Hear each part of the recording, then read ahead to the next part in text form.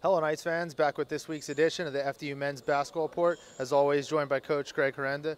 Coach, you had a split here last week. You got a great win there against Holy Cross.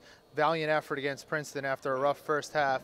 The one thing I noticed in the two games is your team's ability to kind of flick a switch and really just turn it on. I mean, you blitzed Holy Cross with an 11-1 run there, and then you almost did the same thing to Princeton where you turned a 13-point deficit into single digits down to one possession late. Talk about your team's ability to really turn it on there. Well, we have very quick, fast, electric players, but we just need to be more consistent. So we can't continually rely on the quick switch. You know, I'm not a magician here. I'm a basketball coach. But I think our pressure will always keep us in games. So if we get down, that's not the plan, we can come back. And if we get leads, we can extend them. So when we got the lead against Holy Cross, they couldn't press us, and consequently we were able to win that basketball game. But with Princeton, you just can't dig that big of a hole. Princeton's very, very good. Those three guards were tremendous, especially Kennedy. But we learned from these games. Those were two highly skilled, well-coached, really good teams. And now we go on the road and play a different animal. They're very well coached, but they're MAC teams. They're bigger, they're stronger. It's a different game, and of course now we leave the friendly confines of the Rothman Center. But we're looking forward to it. Our game travels well. Our kids travel well historically. We've been a good road team, so we're looking forward to it. Yeah, 7 straight on the road here as you close out 2017 before you're back home finally on January 4th.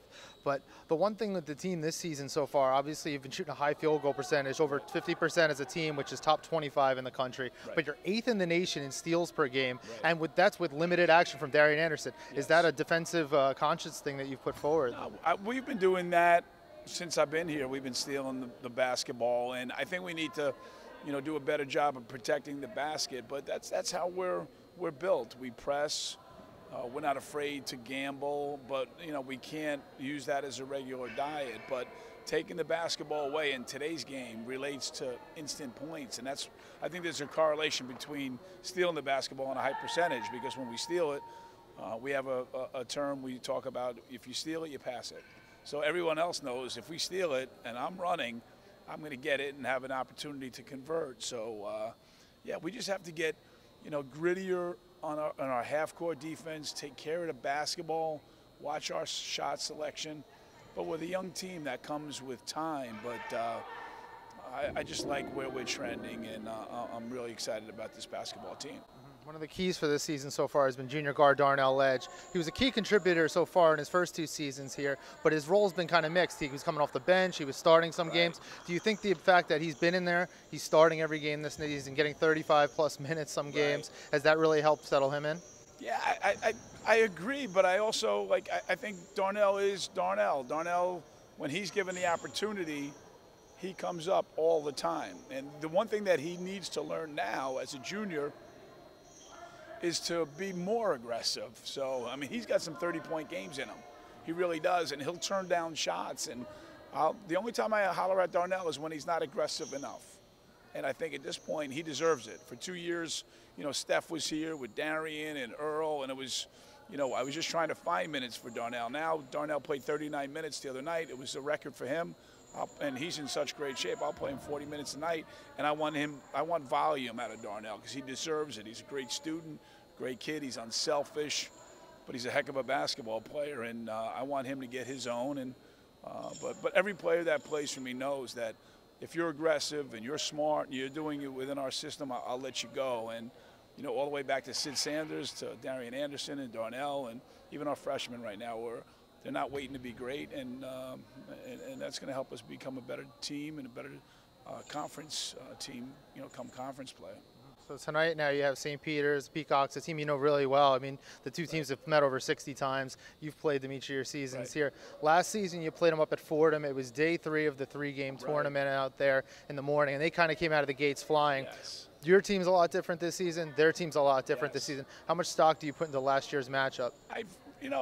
There's some validity to it, but that game was, we beat Lipscomb, and we walked out of that gym, and Darian Anderson, I remember, limped. I didn't think he was going to be able to play against St. Peter's. We limped out of there at about I want to say it was like 7, 8 o'clock, and we turned around and played at 1 o'clock. So that game, you know, give St. Peter's the credit there. But I think tonight we'll have two teams that are fresh and ready, and I think we have to take our game. We've played at Seton Hall, we played at Penn State, so we've been on the road and played relatively well in spurts. We got to play well for 40 minutes. So I respect John Dunn and what he does there in their program, but I'm excited to go on the road tonight.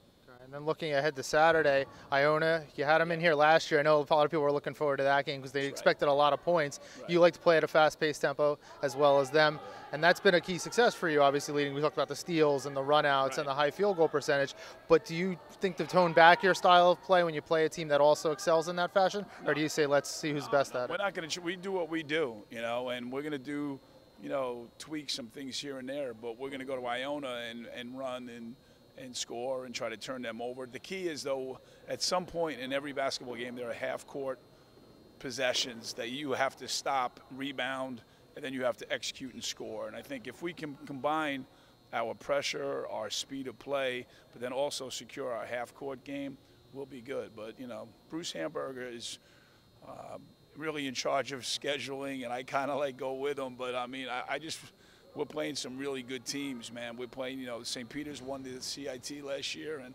Iona has been winning the MAC for as long as they can, and Princeton won the Ivy, and Holy Cross went to.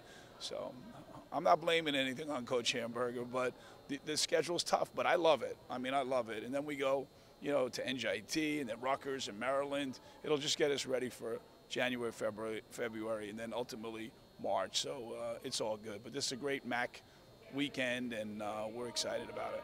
Great. Well, good luck tonight and good luck on Saturday. So the Knights will set out on their first of 7 straight road games to close out 2017 tonight. That game's at 7 p.m. at the Yanatelli Center against St. Peter's. Then on Saturday, they're up at New Rochelle to take on the Iona Gales at a 1 p.m. start. For all information about the FDU men's basketball team, head to FDUKnights.com.